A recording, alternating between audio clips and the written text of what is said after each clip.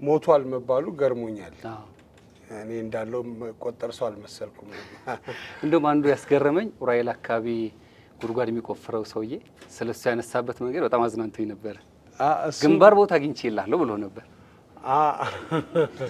እሷ እኔ ጻፍኳት ነች እዛ ከወንድሜና ከእህቴ ጋር ነው የሄድኩትኝ ለማስታመም ያው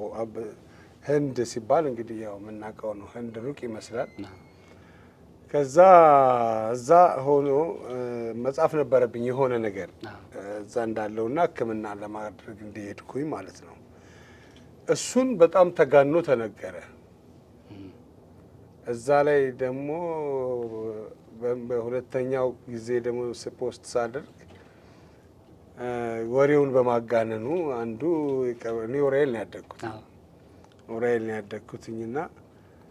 የቀብር ቦታ አንተ ሙት እንጂ ግንባር የሆነ ቦታ አለኝ ብሎ አለኝ ብዬ ጻፍኩኝ ፈን ለመፍጠር ነው ግን ሰው እሱን አላነበበውም